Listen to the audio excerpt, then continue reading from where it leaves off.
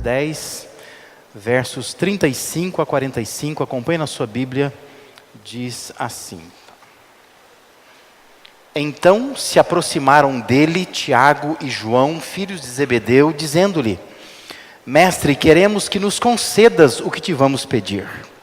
E ele lhes perguntou: Que quereis que vos faça? Responderam-lhe: Permite-nos que na tua glória nos assentemos um à tua direita, outro à tua esquerda. Mas Jesus lhes disse: Não sabeis o que pedis. Podeis vós beber o cálice que eu bebo, ou receber o batismo com que eu sou batizado? Disseram-lhe: Podemos. Tornou-lhes Jesus: Bebereis o cálice que eu bebo, e recebereis o batismo com que eu sou batizado. Quanto, porém, ao assentar-se à minha direita ou à minha esquerda, não me compete concedê-lo, porque é para aqueles a quem está preparado. Ouvindo isto, indignaram-se os 10 contra Tiago e João. Mas Jesus, chamando-os para junto de si, disse-lhes: Sabeis que os que são considerados governadores dos povos têm-nos sob seu domínio, e sobre eles os seus maiorais exercem autoridade. Mas entre vós não é assim. Pelo contrário, quem quiser tornar-se grande entre vós, será esse o que vos sirva. E quem quiser ser o primeiro entre vós, será servo de todos. Pois o próprio Filho do Homem não veio para ser servido, mas para servir e dar a sua vida em resgate por muitos. Vamos orar? Deus, nós estamos aqui diante da Tua Palavra e queremos, ó Deus, sobretudo ouvir a Tua voz nessa noite. Nos abençoa, ó Deus, para que saiamos deste lugar com uma orientação clara, uma orientação segura daquilo que o Senhor tem para nós para essa semana. Oramos por isso, em nome de Jesus. Amém, Senhor. Os irmãos podem se assentar. Hoje eu quero conversar um pouco com os irmãos por esse viés do investimento, né? Fala-se muito, né, em investimento nos dias atuais. Você ouve falar muito disso e você fala muito disso, né? Se fala de investir em ações, por exemplo, para obter lucros financeiros. Hoje tem empresas especializadas nisso, né, querendo o seu dinheiro para que ela invista o seu dinheiro e te dê algum retorno, né?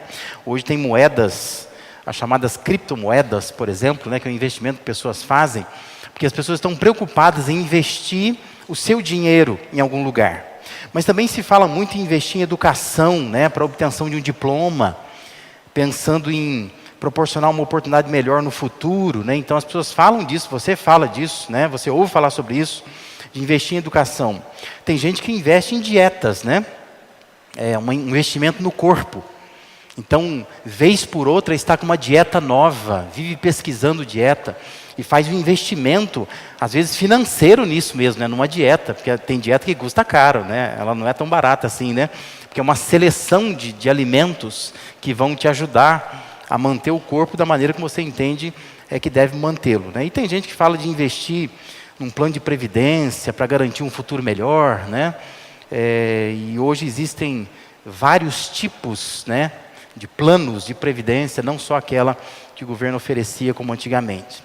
E é claro que no meio de nós cristãos, dos crentes, a gente encontra pessoas investindo na sua vida espiritual, né? Investindo em coisas espirituais. Mas ainda assim, eu fico pensando que esse nosso investimento espiritual, ele pode se reduzir a algumas coisas que nós julgamos que são bons investimentos. Como, por exemplo, tem gente investindo em ler a Bíblia, gente investindo em orar um pouco mais, em vir à igreja, mais do que vem, né? Vim de uma forma muito certa, correta, né? Nos horários corretos, em todos os cultos durante a semana e tudo mais. E eu acho que isso é muito bom, claro, são bons investimentos. Mas quando nós observamos narrativas como essa que nós lemos, aonde se trata de uma caminhada de Jesus com os seus discípulos, e o retrato de um momento entre eles, quando eles conversam. E Jesus tem uma conversa profunda com eles. Quando a gente se depara com textos assim, a gente é desafiado a pensar que nós precisamos investir em coisas menores. Coisas que talvez são mais sutis. Coisas que estão tão enraizadas em nós que nós as ignoramos. E não percebemos que ali precisaria ter algum tipo de investimento. Olha a história aí, o Tiago e o João, eles faziam parte do grupo dos 3 mais achegados a Jesus. Sabe que Jesus tinha contato com uma multidão. Desta multidão, Jesus selecionou 12 homens, não é? Os 12 chamados apóstolos. Dos 12, ele tinha 3, que eram Pedro, Tiago e João. E esse Tiago e João, então, faz parte dos 3, do grupo menor, do núcleo de treinamento de Jesus. Mas é justamente desse núcleo de treinamento de Jesus que emerge algo que causou um mal-estar no grupo inteiro. Todo mundo ficou aborrecido com aquilo, né? Com o pedido que eles fizeram. E com aquela conversa naquele dia. De modo que você vai entender depois que Jesus teve que chamar esses 3 para uma conversa particular e dizer assim, ó, o que vocês estão fazendo? Né? De onde vocês tiraram essa ideia, esse pedido absurdo que vocês me fizeram? E Jesus então tem que mostrar como é que funciona o reino de Deus, porque embora eles caminhassem perto, e nesse caso muito perto de Jesus, eles não entendiam ainda como é que funciona, como é que funcionava o reino de Deus. Eles precisavam então de um esclarecimento de Jesus. Olha, precisa investir em coisas menores. Estão pensando muito grande em algumas coisas maiores, mas talvez não estão atingindo coisas que são essenciais e principais. Então a gente percebe que por mais que eles andassem com Jesus, eles não percebiam coisas importantes. E essa é a minha preocupação, né? Preocupação comigo primeiramente. Que talvez eu ande com Jesus há tantos anos, há mais de 30 anos, e eu não entendi ainda algumas coisas. E aí eu quero repartir isso com você, que talvez você também caminha mais de 30 anos, ou mais tempo do que eu com Jesus, mas talvez não entendeu algumas coisas essenciais, que Jesus está preocupado, que Deus está preocupado, e são investimentos bons. Eu queria que você pensasse neles comigo nesta noite aqui. Eu queria falar sobre esses 3 bons investimentos que eu vejo que o texto nos provoca a pensar aqui. O primeiro bom investimento é investir no seu coração. No seu coração. Olhe de novo os versículos 35 a 37, diz que então se aproximaram dele, de Jesus, né? O Tiago e o João, eles são identificados aí, né? Como se fosse o nosso CPF de hoje, né? Eles são filhos de Zebedeu. Para aquela época, dizer de quem que eles são filhos é uma identificação quase que documental, como é para nós hoje. E diz assim, mestre, queremos que nos concedas o que te vamos pedir. E Jesus pergunta, o que vocês querem que eu faça? E a resposta deles é, o que nós queremos é que, não agora, né? não se incomode agora, não se estresse, fica tranquilo, né? Mas nós queremos que lá na tua glória, num tempo por vir, nos assentemos um à tua direita e outro à tua esquerda. Entenda uma coisa, nós não podemos reduzir a vida cristã ou a fé cristã ao fazer. Falta nos crentes uma preocupação com o ser. Porque senão a gente vai começar a olhar para a pessoa e falar, não, mas a pessoa faz bastante coisa, ela faz um monte de coisa, e tudo bem. Não adianta olhar só para as ações de uma pessoa. É preciso saber quem essa pessoa é. O coração dela.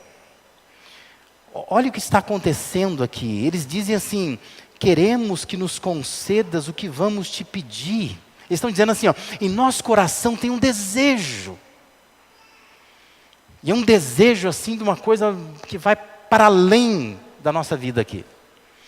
Nós queremos garantir um lugar do teu lado. quando o Senhor vier na tua glória, quando estiver na sua glória, né? Os discípulos esboçavam problemas no seu ser. Aquilo que estava dentro deles, quando saía para fora, Jesus não gostava. Dizia, eita, está saindo uma coisa que eu não estou gostando, né? Que desejo é esse? De modo que Jesus observa aquilo e não gosta daquilo. Porque aquilo que eles estão fazendo naquele momento, Jesus já tinha expressado preocupação com isso em outros momentos. Você pegar, por exemplo, Mateus 15:11, registra que Jesus ensinando esses homens, ele ensinou dizendo assim, não é o que entra pela boca que contamina o homem, mas é o que sai da boca. Isto sim contamina o homem, é aquilo que sai de dentro da pessoa, não é? Não é aquilo que ela ingere, é aquilo que ela vomita, né? É isso que Jesus está dizendo. Não é aquela preocupação que os judeus tinham com o que come, o que pode, o que não pode comer. Eu não estou preocupado com isso, estou preocupado com o coração da pessoa. Não é aquilo que ela faz, é aquilo que leva ela a fazer aquilo. Outro momento, Jesus ensina em Mateus 15:18, mas o que sai da boca vem do coração. E é isso que contamina o homem, é isso que Jesus está preocupado, né? O que está saindo de dentro de nós, né? De dentro de você, dentro de mim. E Tiago vai fazer coro com isso quando escreve a carta dele, Tiago 4:1, quando ele diz, de onde procedem guerras e contendas que há entre vós? Ele diz, de onde? Senão dos prazeres que militam na vossa carne ou no vosso coração, né? Dentro de nós, né? Aquilo que sai de dentro da gente. Então entenda, há coisas camufladas dentro de nós. Não tão perceptíveis externamente, mas que precisam de investimento sério. Porque quando a gente faz alguma coisa, antes do fazer, vem o ser, né? Aquilo que eu sou dentro, por dentro. Isso extravasa para fora. Coisas como orgulho, como ganância, como inveja, ira, rancor, cobiça, ciúme, arrogância, ansiedade, insegurança, coisas essas relacionadas ao que somos, não ao que fazemos. E a pergunta é, o quanto eu e você estamos investindo nisso? Quando é que a gente para pensar e dizer assim, eu preciso mudar isso aqui na minha vida? Coisa que não é perceptível, que às vezes as pessoas não estão vendo, a não sei em alguns momentos, mas que estão dentro de mim, tem a ver com o meu ser, é o meu coração. Em Lucas 14, versos de 8 a 10, o próprio Jesus, né, ensinando esses homens, ele diz assim, quando alguém o convidar para um banquete de casamento, não ocupe o lugar de honra, pois pode ser que tenha sido convidado alguém de maior honra do que você. Se for assim, aquele que convidou os dois virá e lhe dirá, dê o lugar a este. Então, humilhado, você precisará ocupar o lugar menos importante. Mas quando você for convidado, olha a orientação de Jesus, né? Ocupe o lugar menos importante. De forma que, quando vier aquele que o convidou, diga-lhe, amigo, passe para o lugar mais importante. Então você será honrado na presença de todos os convidados. Eu acho assim, é bonitinho esse jeito de Jesus ensinar as coisas, né? Ele conta uma história, ele diz, olha, porque isso revela o coração da gente. Quem te falou que você foi convidado para sentar no meu lugar, né? Então, se o seu coração diz, olha, não, eu vou sentar no outro lugar. Aquela pessoa que me convidou vai dizer, não, passa para cá, o seu lugar é esse aqui de honra mesmo. Ah, legal. Mas isso revela o coração da pessoa, né? Quando ela escolhe o lugar que ela vai sentar em algum lugar que ela foi. Olha que interessante, né? A história que Jesus conta. Dizendo, olha, isso revela o teu coração, o desejo do seu coração. Um pouco mais adiante, do texto que estamos refletindo aqui de Marcos, tem um alerta de Jesus, né? Lá em Marcos 12, versos 38 e 39, Jesus fala assim, cuidado com os mestres da lei. Eles fazem questão de andar com roupas especiais, de receber saudações nas praças, e de ocupar os lugares mais importantes nas sinagogas, os lugares de honra nos banquetes. Olha, ele estava ensinando aquilo antes, porque ele está dizendo, tem gente que faz assim. Depois ele vai dizer para os discípulos, eu não quero que vocês ajam assim. Porque quem age assim não é discípulo meu como eu gostaria que fosse, né? Sabe de uma coisa? Não basta apenas ser salvo, né? Porque a gente está atrás de salvação, nós queremos ser salvos. Mas não basta só ser salvo. É preciso ser um salvo com um coração novo. É preciso ser um salvo amoroso. Um salvo alegre, pacificador, paciente, bondoso. Um salvo dócil, fiel, manso, autocontrolado. E você deve estar achando que eu fui buscar no dicionário essas palavras, né? Eu não fui, não. Essas palavras estão em Gálatas capítulo 5, versículos 22 a 23. Isso é o fruto do Espírito. Deus disse que quando nós de fato estamos com o coração nele, nós manifestamos esse fruto. De modo que nós temos amor, alegria, paz, longanimidade, benignidade, bondade, fidelidade, mansidão, domínio próprio, né? Não basta ser só um salvo. Talvez você queira ser só um salvo. Mas Deus quer um pouquinho mais de investimento. Ele está dizendo, invista no seu coração, para você ser um pouco mais do que só um salvo. Eu já disse aqui em outra ocasião, eu repito. Se você fosse salvo só para ir para o céu, você está fazendo o que aqui? Né? Por que você não foi ainda? Mas você não foi salvo só para ir para o céu. Você foi salvo para ser trabalhado aqui. E Deus quer que você invista um pouco mais no seu coração, nessas coisas internas, que não aparecem tanto, mas carecem de um investimento precioso. Em segundo lugar, o texto nos leva a pensar que a gente precisa investir também na nossa maturidade. Invista nisso, em ser uma pessoa madura. Jesus olha para ele e diz assim, vocês não sabem o que estão pedindo. Talvez nós, numa linguagem mais grosseira, né, iríamos pronunciar um xingamento para eles, né? Mas Jesus, na sua delicadeza, ele diz, vocês não sabem o que vocês estão pedindo, né? Vocês não sabem. Jesus faz duas perguntas a seguir, que significam a mesma coisa, né? Se eles podiam sofrer com ele. Pode batizar com o batismo que foi batizado? Pode sofrer como eu estou sofrendo? Beber o cálice de sofrimento? Eles dizem que pode. Mas a resposta, embora a resposta deles tenha sido nós podemos, Jesus diz, olha, mas o que vocês estão pedindo para mim agora, existe um esquema de Deus, né? É para quem está preparado, não é assim. Não é para quem pede, né? Mas a pergunta deles revela imaturidade. Eles não são maduros, porque o que eles estão querendo é um lugar de destaque. Não sei se você entendeu a maneira como eles estão construindo essa ideia, né? Jesus tem contato com uma multidão, Jesus seleciona 12 da multidão, dos 12 seleciona 3, dos 3 eles querem pegar 2, né? Eles querem ficar em 2 só, eles estão excluindo o Pedro da história, só nós 2. E é capaz que se Jesus desse o lugar dos 2, iam disputar entre eles quem fica à direita, né? O lugar de maior honra, né? Quem é que vai ficar? Para ficar um só. Jesus está percebendo isso, olha, isso é extremamente imaturo. Reflete imaturidade. A maneira como vocês estão querendo construir essa escala de relacionamento de Jesus com seus discípulos, né? Eu fico olhando como nós cristãos, nós somos imaturos em muitas coisas, né? Os pedidos de oração que a gente faz, as orações que nós fazemos, né? Reflete maturidade. Há uns anos atrás, eu estava ouvindo um pastor, num retiro de pastores, e esse pastor contava da filha dele.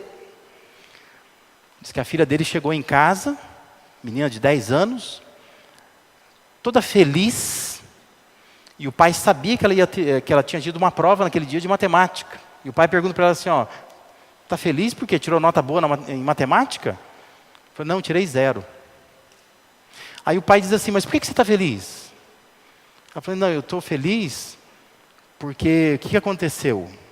Eu tirei 0 na prova, mas aí a professora corrigiu a prova, deu a nota e tudo mais.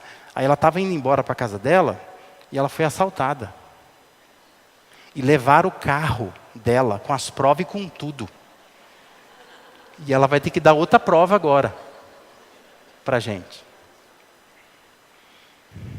E esse pastor dizia, não sou eu que estou dizendo, ele dizia assim, ó, é compreensível esse tipo de mentalidade numa criança de 10 anos.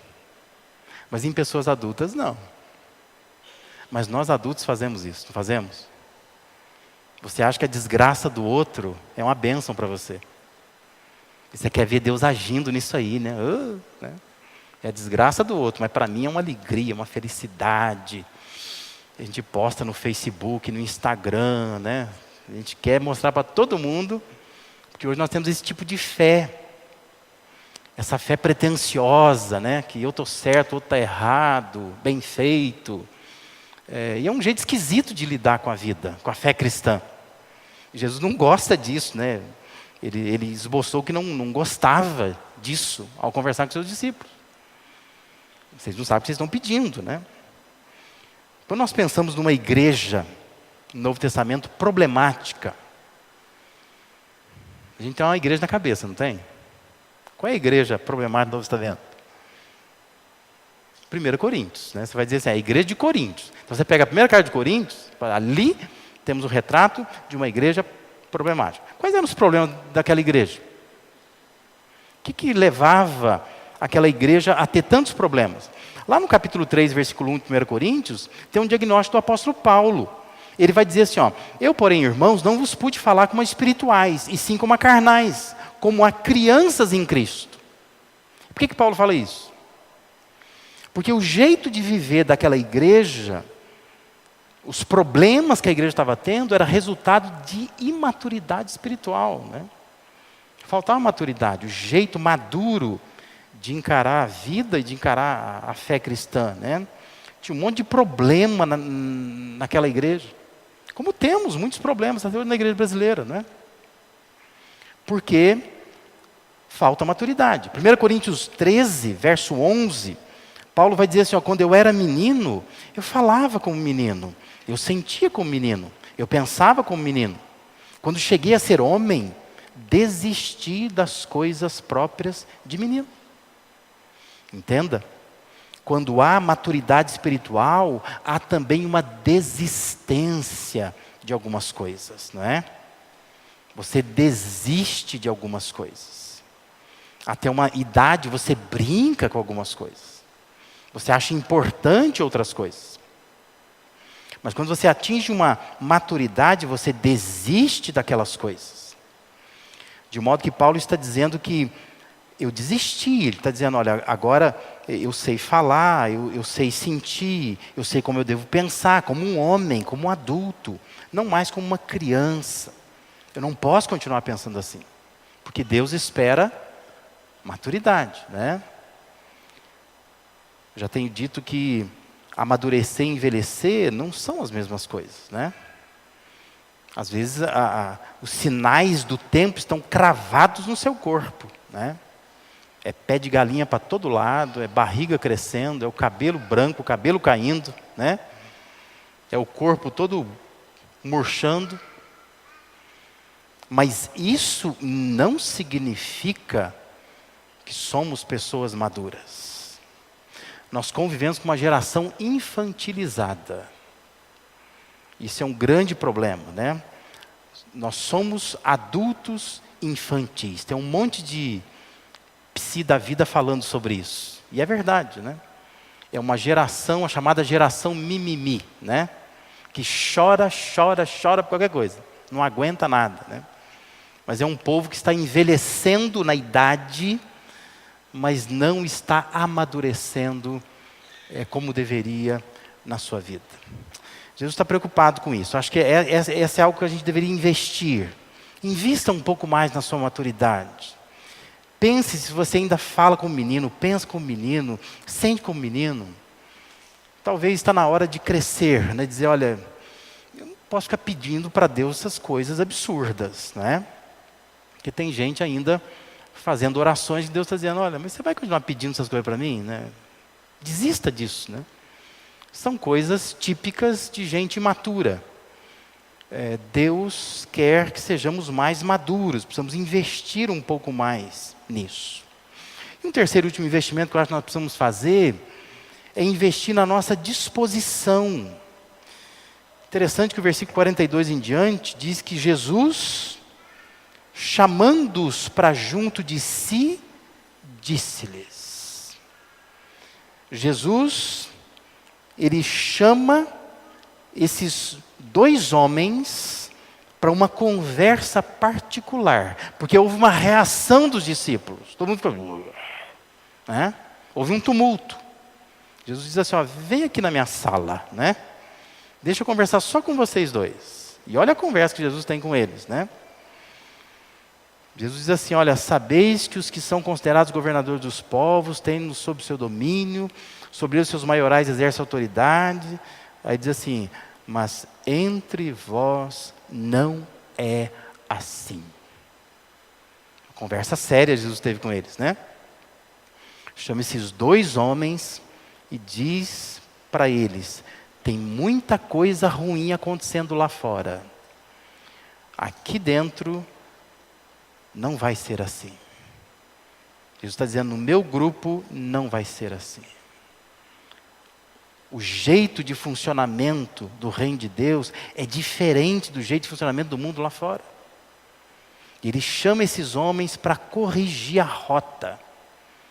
Não podemos ser assim. Precisa mudar a disposição de vocês. E o que Jesus vai ensinar? Ele vai dizer, olha, é preciso aprender a servir. A desenvolver atitudes de servo. Um coração de servo. Assumir posturas de servo. Ele vai dizer, quem quiser tornar-se grande entre vós, será esse que vos sirva. E quem quiser ser o primeiro entre vós, será servo de todos. Leia a Bíblia com atenção e perceba que há uma insistência de Deus para que os seus filhos se comportem como servos. Que não queiram, de fato, estar em cima, mas entendam que precisam estar embaixo, e estando embaixo é Deus que os eleva, Deus que os exalta. Olhe, por exemplo, o que Paulo diz em Filipenses 2, de 5 a 11, quando ele diz, seja a atitude de vocês a mesma de Cristo Jesus. O que Cristo Jesus fez? Ele diz que embora sendo Deus, ele era Deus. Ele não considerou que o ser igual a Deus era algo a que devia pegar-se, mas ele se esvaziou, vindo a ser servo, tornando-se semelhante aos homens, e sendo encontrado em forma humana, humilhou-se a si mesmo, e foi obediente até a morte, e morte de cruz. Por isso, Paulo diz, Deus o exaltou à mais alta posição, e lhe deu o nome que está acima de todo nome, para que ao nome de Jesus se dobre todo joelho, no céu, na terra, debaixo da terra, toda língua confesse que Jesus Cristo é Senhor, para a glória de Deus Pai. Jesus fez isso. O que está chamando para uma conversa esses dois homens, fez isso, né? Ele era exemplo disso. Ele está dizendo para o Tiago e para o João, olha, vocês precisam mexer na disposição de vocês. Invista nisso.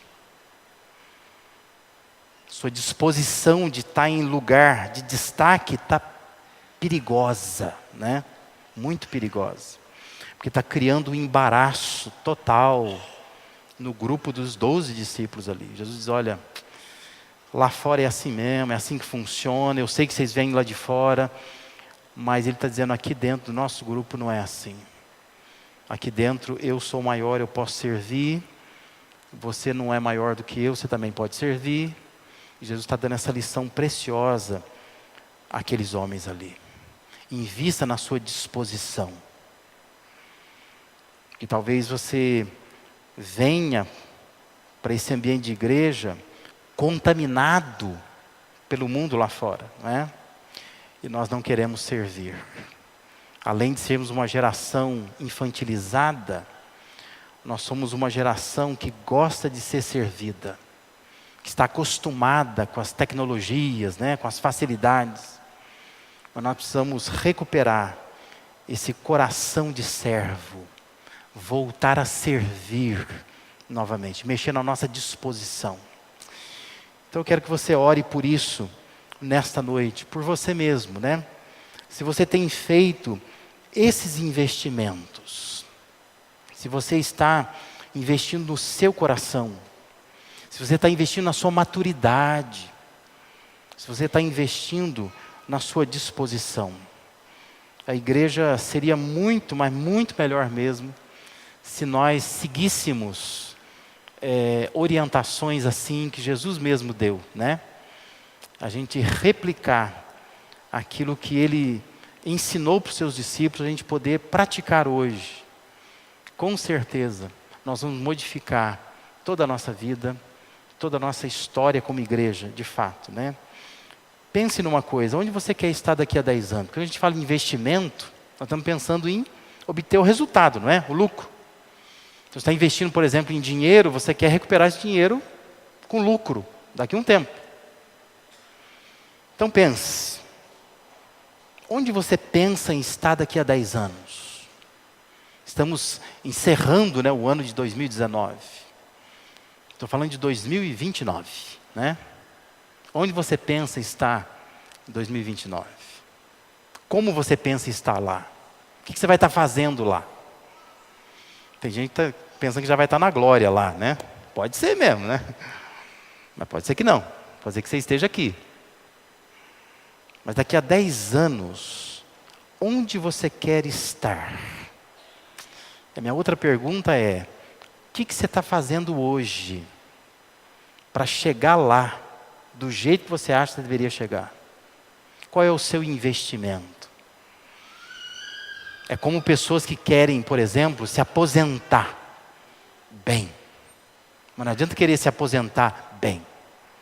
O que você faz hoje para lá, quando chegar lá, você se aposentar bem?